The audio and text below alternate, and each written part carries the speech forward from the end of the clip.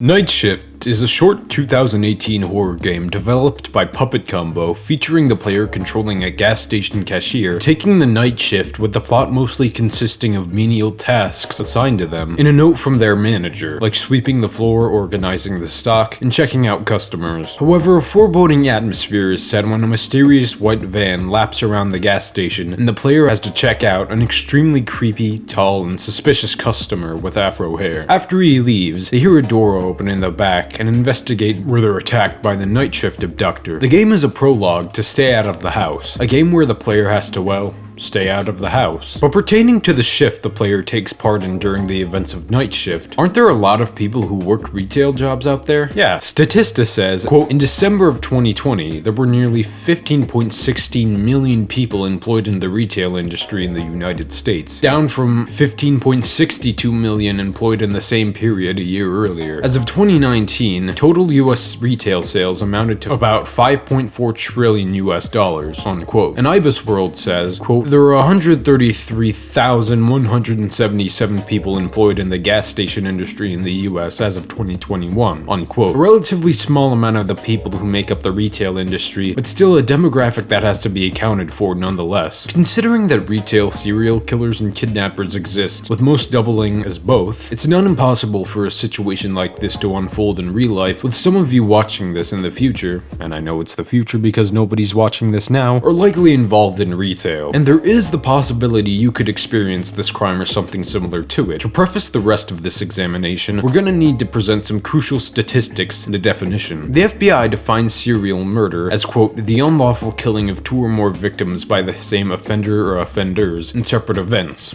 unquote. This distinguishes them from mass murderers who might kill numerous people in one fell swoop. According to Casino, quote, in the US, the highest estimate for active serial killers at any given time is 300 individuals, although that number is probably closer to 50 to 100. With over 325 million people in the States, this means serial killers make up only 0.0000923% of the population, which, by the way, with the US population at 328 million as of us writing this, that's about 30,292, by the way. They're exceedingly rare and account for 150 deaths each year, compared to over 17,000 killings that happen in a given year in the US. But some research gives us a bit more information about these killers. While over 90% of serial killers are male, 52% of them are white, and 27% of them are in their mid to late 20s. But of course, this doesn't mean that they always have all of those traits. In fact, 46% of serial killers are white men, and only 12.5% of serial killers are white men in their 20s, unquote. Furthermore, and to not antagonize you towards people with these traits, but quote, now serial killers tend to have average IQ levels. They're often married, might have children, and can hold down jobs. This is what makes them a modern boogeyman.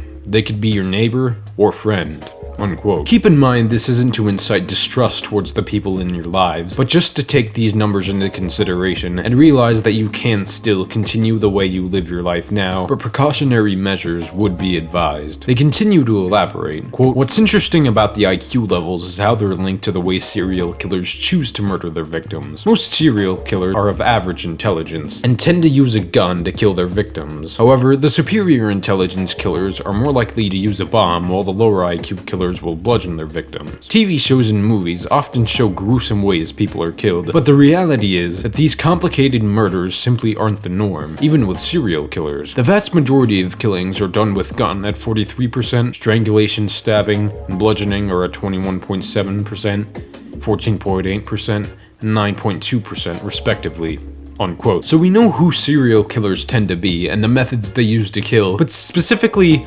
who do they tend to kill? According to Casino yet again, quote, when it comes to victims, you only have a slightly higher chance of being killed as a woman than as a man, with serial killers choosing 51.4% female victims. Age is a big determinant, with 24.4% of victims being aged 19 or younger. The highest risk age is 20 to 29, with 27% of serial killing victims in that age bracket. So if you make it to 30 or older, your chances of being a victim of a serial killer goes down and continues to decrease with every passing decade. Most victims fall into some specific categories and activities. Serial killers go for vulnerable prey, which is usually young people who have high-risk lifestyles. This can include sex trade workers, drug addicts, and variants. unquote. Yet again, typically not mutually exclusive characteristics. So what are the chances you'll get killed? Research says that less than 0.01% of murders are serial incidents. In fact, even with a homicide rate of 3.9 per 100,000, you've got a 0.00039% chance of being a serial killer's victim. The rate of serial killers is also declining thanks to advancements in DNA and law enforcement. Most killers are found after their second murder, never becoming a prolific serial killer with 5 or more killings. Our culture has also changed, with people less likely to hitchhike or let a child ride a bicycle alone in a park. It's simply more difficult for serial killers to find vulnerable victims. So, your overall chances of being killed by a serial killer are incredibly small, unless you live a high-risk lifestyle and are in your 20s. If you stick to fairly safe activities and have reached the stage of feeling over the hill, chances are that you as a gas station clerk